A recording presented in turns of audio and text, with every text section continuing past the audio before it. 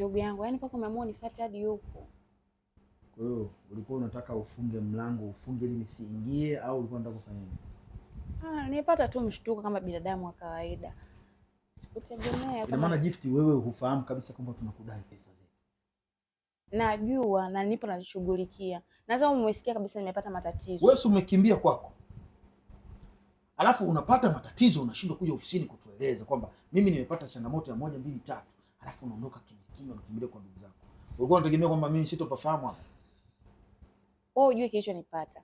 Mimi nilifukuzwa. Kwani kufukuzwa mimi nilijipangia? Ni mwanao mwenyewe kama kunifukuza tu. Sawa, umefukuzwa, ulikuwa unapaswa ufanyeje? Nilichanganyikiwa.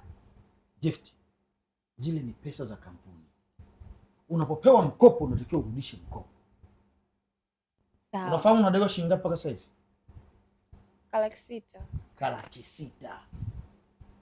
Yaani unajitoa fahamu Gift kwamba K6. Unajua kama mkataba wako umeisha mwezi mzima, mkataba umekwisha na hujaleta hiyo pesa.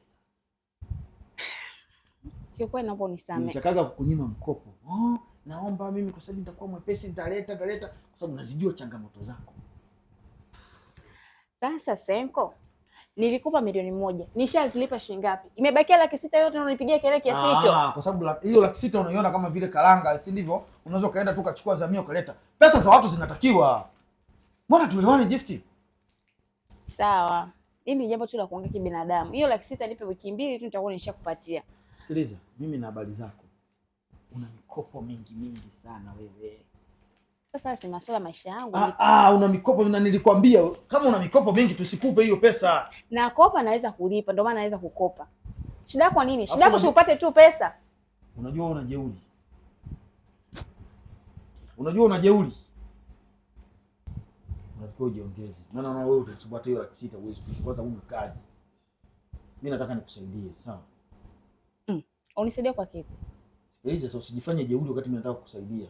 Utafungwa wewe. Utafungwa, utapoteza kila kitu. Umeshawahi kuona wapi mtu anayedaiwa anafungwa?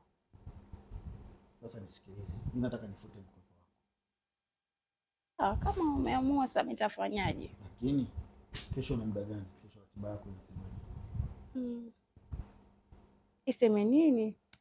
Jitahidi basi. Kesho mida ya saa 4 kuanzia saa 4 hiyo mpaka saa 11 nataka tumshamaliza mambo. Kuanzia saa 4.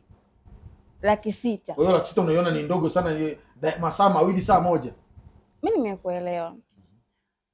Tutakutana hiyo siku panga wewe. Sio hiyo siku, kesho. Kesho mimi ndio na muda mzuri wa kumaliza afu natoka pale naenda kufuta ile deni lako.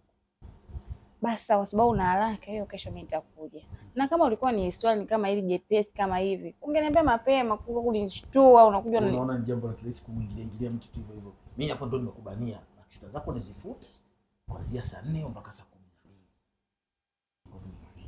Jamani, ndio kuanzia saa 6 mpaka saa 12. Masaa 6. Maana yake ni kila laki na saa yake. Laki1 saa 4 mpaka saa 5. Saa 5 mpaka saa 6. Saa 6 mpaka saa 7. Saa 7 mpaka saa 8. Naenda napumzika ili tufidie. Nikimaliza hapo ndo naenda kufuta deni lako. Sawa, nitafanya hizo. Sina namna. Hela inahangaikiwa. Sawa?